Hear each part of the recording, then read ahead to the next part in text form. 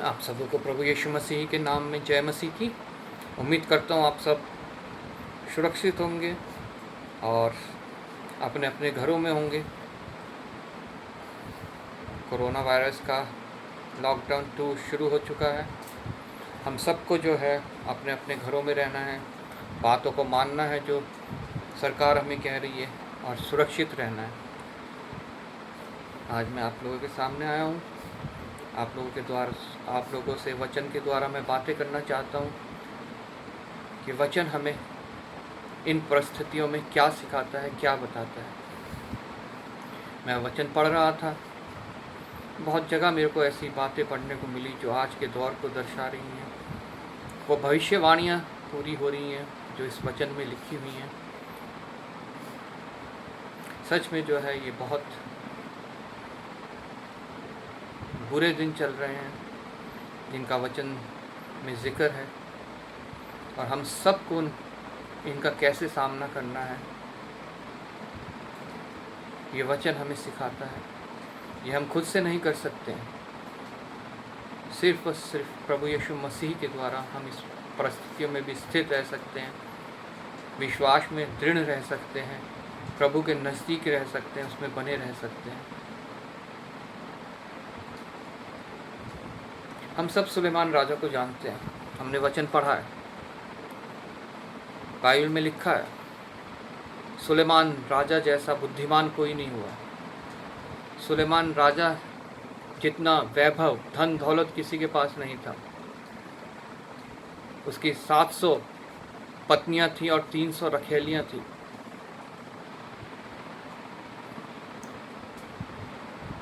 उसके जैसा राजा आज तक पृथ्वी पे कोई नहीं हुआ, ये भी लिखा हुआ है।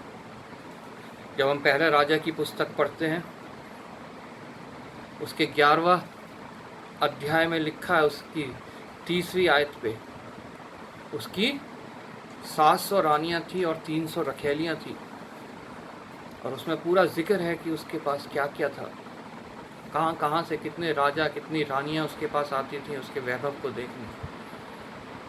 लेकिन कुछ उसके अंदर भी मिसिंग था, वो भी संतुष्ट नहीं था। आप जानते हैं क्यों?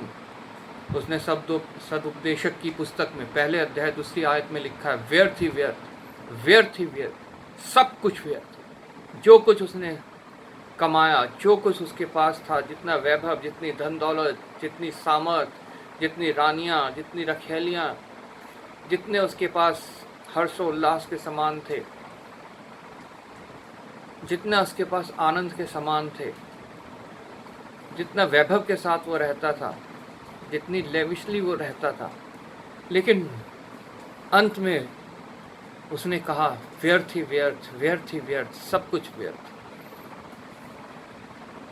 क्योंकि उसके अंदर कुछ चीज़ मिसिंग थी। और आप जानते हो क्या था? वो था उसका प्रभु यीशु मसीह के साथ अपना निजी संबंध। हालेलुया। उसकी 700 पत्नी और 300 रखेलियों ने, 11वें अध्याय में हम पढ़ते हैं दूसरे राजा के, उसका दूसरे देवी देवताओं के साथ संबंध जोड़ दिया था। उनके देवी देवताओं को दंडवत करने लगा था, उन पे विश्वास करने लगा था। उसका अपने प्रभु के ऊपर विश्वास नहीं रहा था, और यही था उसके नाश होने की वजह। आज दुनिया क्यों नाश होती जा रही है? क्योंकि संसार में भी कुछ मिसिंग है, हम में भी कुछ मिसिंग है, हमारे अंदर भी कुछ कमी है, और वो है प्रभु यीशु मसीह के साथ हमारा निजी संबंध। क्या हमने उसको अपना निजी उद्धारकर्ता करके माना है कि नहीं माना है? वचन में लिखा है,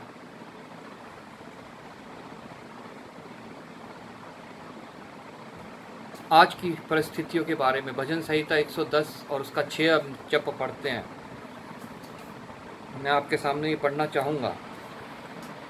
भजन संहिता 110 उसका 6, वह जाति जाति में न्याय चुकाएगा, रणभूमि शवों से भर जाएगी, वह लंबे चौड़े देश के प्रधान को चूर चूर कर देगा। आज हम यही परिस्थिति देख रहे हैं। ये भविष्यवाणी है अमेरिका के प्रति, उन सभी लोगों के प्रति, उन सभी देशों के प्रति जहाँ पे कोरोना वायरस फल फूल रहा है। जाति जाति में न्याय चुकाएगा, ये उसके न्याय चुकाने का एक जरिया है, एक तरीका है। रणभूमि शवों से भर जाएगी। आज हम समाचार में देखते हैं, न्यूज़ में देखते हैं, अखबारों में पढ़ते हैं कि शव जो है वो भूमि के ऊपर ऐसे ही पड़े हैं, कोई उनको उठाने वाला नहीं है। जो सोचते थे ये हमारी रणभूमि है, यहाँ कोई हमसे विजय नहीं पा सकता, आज वो सब शवों से भरी पड़ी है, क्योंकि परमेश्वर का क्रोध भड़का है मनुष्यों के ऊपर। रणभूमि शवों से भर जाएगी, वह लंबे चौड़े देश के प्रधान को चूर चूर कर देगा। सबसे शक्तिशाली देश जो अपने आप को समझता है, अमेरिका, वहाँ का प्रधान, प्रेसिडेंट ऑफ अमेरिका, आज वो चूर चूर हो चुका है। आज वो घबराया हुआ है, आज वो भयभीत है कि ये महामारी कैसे दूर होगी, ये कब जाएगी, कितने लोग वहाँ मर रहे हैं, कितने लोग संक्रमित हैं। रोज़ कितनी खबरें हम सुनते हैं कि वहाँ हज़ार 1500 लोग एक एक दिन में मर रहे हैं। लोगों को जलाने के लिए जगह नहीं है, दफनाने के लिए जगह नहीं है, इसलिए उनको जला दिया जा रहा है। यही परिस्थिति स्पेन की है, यही इटली की है, ब्रिटेन में भी, जर्मनी में, कनाडा,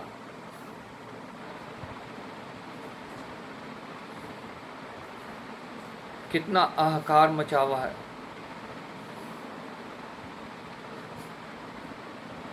ये सब अंत के दिनों के चिन्ह है, ये शुरुआत है, लेकिन अभी इसी में जब ऐसा है तो आगे और कितने संकट होंगे। लेकिन प्रभु का वचन हमें बताता है कि अगर हमारा संबंध उसके साथ सही है, हमने उसे निजी उद्धारकर्ता करके ग्रहण करा है, तो वह हमारे साथ है, वह हमें बचाने के योग्य है।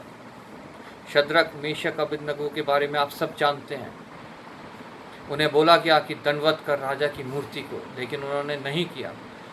उन्हें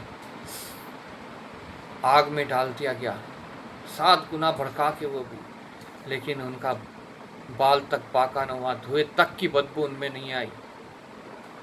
और राजा ने जब देखा और कहा कि हमने इसमें कितने लोग डाले थे, क्या 3 नहीं थे? लेकिन मुझे इसमें एक और जन दिखाई पड़ता है जिसका स्वरूप परमेश्वर के पुत्र के समान है। हाँ मेरे बहनों और भाइयों, मेरे अजीज़ों, अगर हमारा संबंध शद्रक, मेशक, अबेदनगो की तरह अपने परमेश्वर के साथ है, तो वो हमारे साथ हमेशा है। चाहे कोई भी तकलीफ़, कोई भी परेशानी हमारे ऊपर आ जाए, वो हमारे साथ हमेशा है। मैं यिर्मयाह की पुस्तक से आपके लिए कुछ पढ़ना चाहूँगा। यिर्मयाह की पुस्तक, उसका 9 अध्याय 21 आयत से, क्योंकि मृत्यु हमारी खिड़कियों से होकर हमारे महलों में घुस आई है। आज मृत्यु, ये कोरोना वायरस हमारी खिड़कियों से, हवा के द्वारा, ड्रॉपलेट्स के द्वारा, हमारे दरवाज़ों से हमारे घरों में घुस रहा है। ये मृत्यु हमारे घरों में घुस आई है कि हमारी सड़कों में बच्चों और चौकों में जवानों को मिटा दे, कि हमारे बच्चे और हमारे जवानों को, हमारे बुजुर्गों को मिटा दे, ख़त्म कर दे।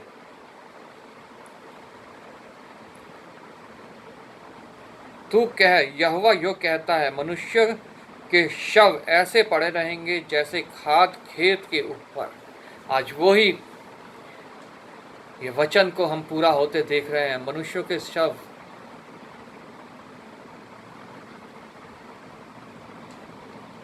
भूमि पर ऐसे पड़े हैं जैसे खाद पड़ी रहती है, वहीं गल जाएंगे वो, वहीं मट्टी में मिल जाएंगे, कोई दफनाने वाला नहीं है उनको। और पूलियां काटने वाले के पीछे पड़ी रहती हैं और उनका कोई उठाने वाला ना होगा। आज अपने सगे संबंधी उन्हें उठाने से इनकार कर रहे हैं कि हम इनको नहीं लेके जाएंगे। सरकार उनका इंतज़ाम कर रही है। वो तोपे में डाल दिए जा रहे हैं जहाँ की आग भड़की हुई है यहोवा के क्रोध से।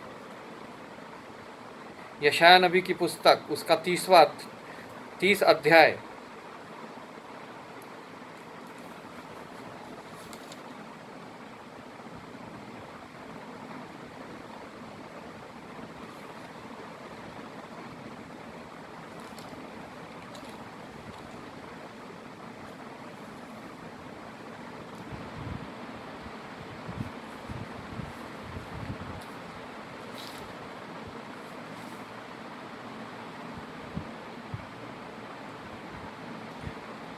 प्रभु का वचन हमें चेतावनी दे रहा है।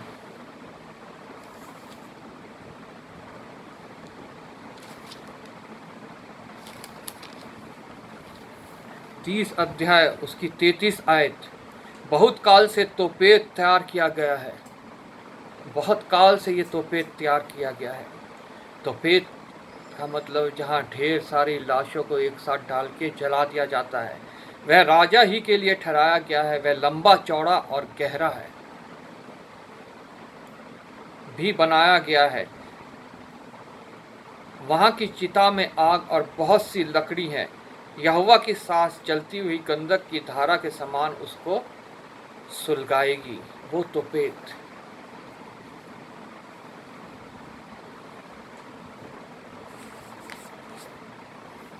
कितना संभल के चलने की जरूरत हमें। क्या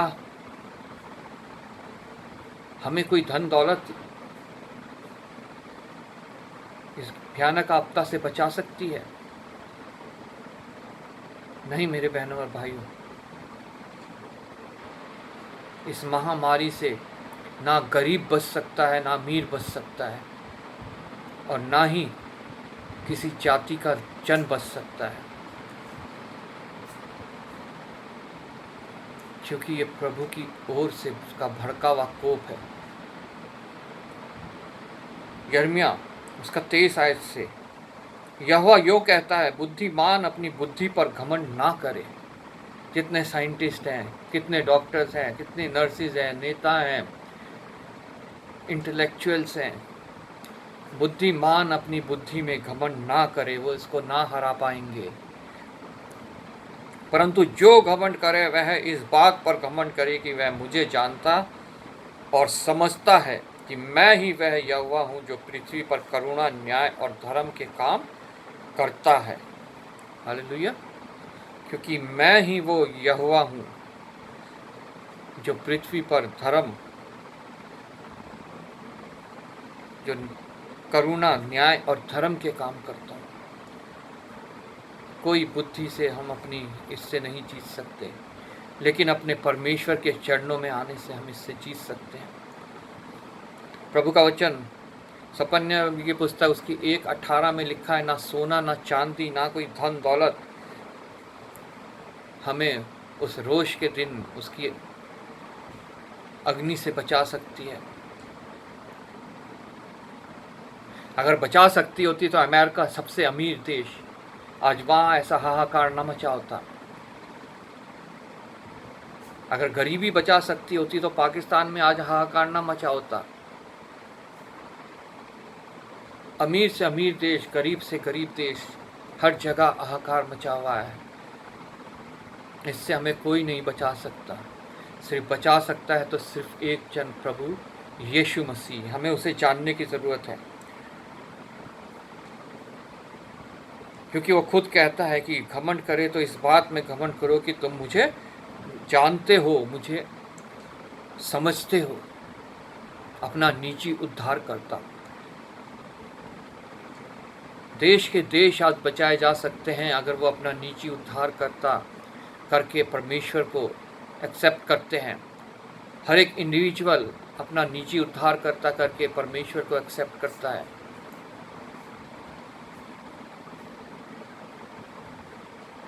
कोई धर्म हमें इससे नहीं बचा सकता, ना हिंदू, ना मुसलमान, ना सिख, ना ईसाई, ना जैन, ना बुद्धिस्ट, कोई इससे नहीं बच सकता।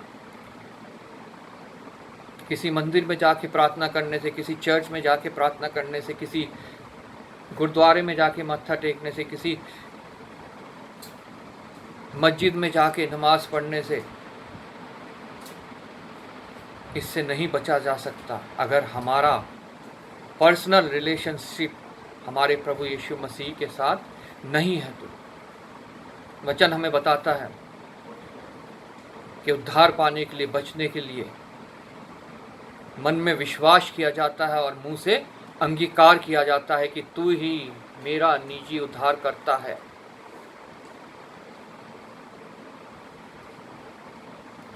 अगर समस्त मनुष्य जाति उसे निजी उद्धार करता जानकर एक्सेप्ट कर लेती है, तो निश्चय जानिए ये कोरोना वायरस क्या, इससे भी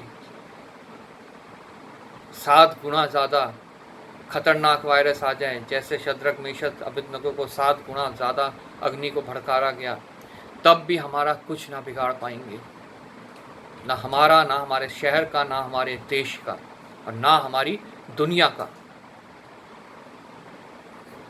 आज प्रभु के वचन को दुनिया तक पहुंचाना हमें बहुत ज़रूरी है। प्रत्येक कान जब तक इसको नहीं सुन लेगा, तब तक प्रभु यीशु मसीह का दूसरा आगमन नहीं होगा।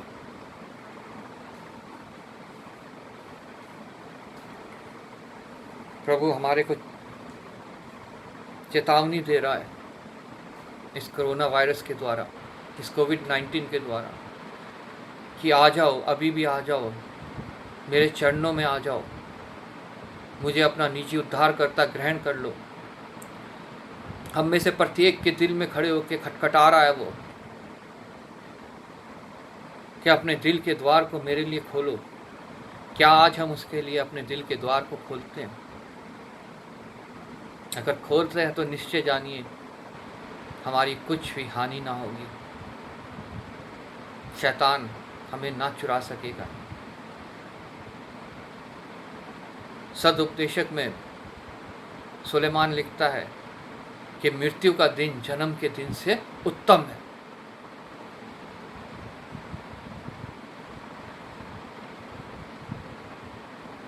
क्योंकि जब हम मृत्यु होती है तो सब चीज़ जो दुनिया में ये संकट है, इससे हमें छुटकारा मिल जाता है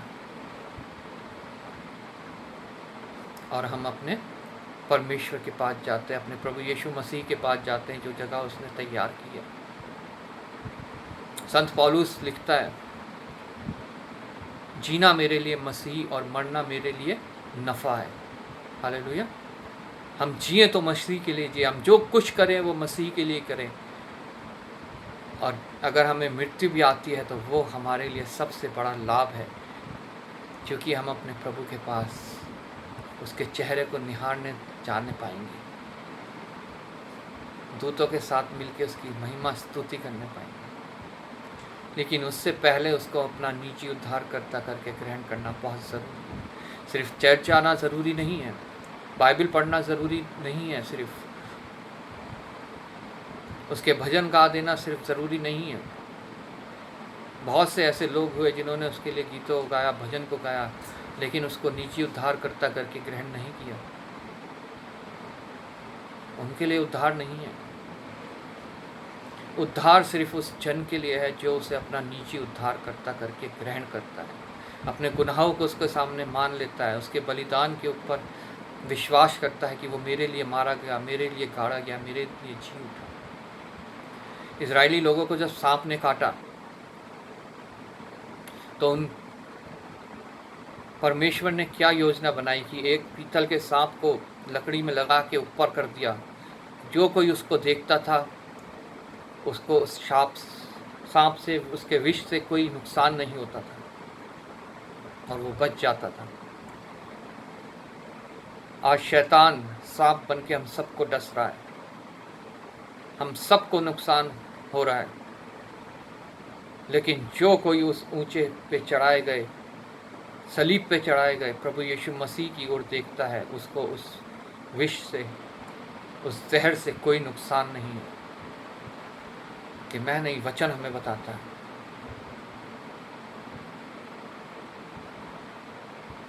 और ना ही इस कोरोना वायरस के विष से उसे कुछ नुकसान है, जो प्रभु यीशु की ओर ताकता है, उसे अपना निजी उद्धारकर्ता मानता है। आज सबसे ज़्यादा ज़रूरत है सभी लोगों में, सभी शहरों में, सभी देशों में, कि प्रभु यीशु मसीह को अपना निजी उद्धारकर्ता करके ग्रहण करें। और निश्चय जानिए प्रभु अपने इस कार्य को करेगा। और जब ये कोरोना वायरस का लॉकडाउन ख़त्म होगा तो मैं विश्वास के साथ कहता हूँ, जो कलीसियाएँ यूरोप में, जो कलीसियाएँ यूएसए में, जो कलीसियाएँ वेस्टर्न कंट्रीज़ में आज खाली पड़ी रहती थी, जो बिक रही थी, वो पूरी भरने पाएंगी, फुल कैपेसिटी तक। और दुनिया के जो देश आज मसीह देश नहीं है, जहाँ मसीह जन माइनॉरिटी में है, वहाँ पे भी बहुत से आत्माएं प्रभु यीशु के नाम में बचाई जाएंगी, प्रभु यीशु को निजी उद्धारकर्ता ग्रहण करेंगी और उसके चरणों में बैठ के फिर उसके वचन को सुनेंगी, सीखेंगी और प्रार्थनाएं करेंगी। हालेलुया। आज वो समय है जबकि हमें उसे अपना निजी उद्धारकर्ता करके ग्रहण करना है, दृढ़ निश्चय करना है। और जब हमने ग्रहण कर लिया है तो हमें दूसरों तक उसको पहुंचाना है, उसे लेके जाना है। हालेलुया। ताकि प्रभु का वचन उनके लिए भी कार्य कर सके। प्रभु आपको इस वचन के द्वारा आशीष दे। आप सब प्रभु में बने रहिए, अपने अपने घरों में सुरक्षित रखिए और निश्चय जानिए शीघ्र हम लोग कलीसिया में मिलने वाले पाएंगे और फिर हम एक दूसरे के साथ मिलकर एक दूसरे की गवाहियाँ शेयर करने पाएंगे, वचन शेयर करने पाएंगे, प्रभु की महिमा स्तुति धन्यवाद करने पाएंगे और बहुत से नए लोग हमारे साथ जुड़ने पाएंगे। हालेलुया।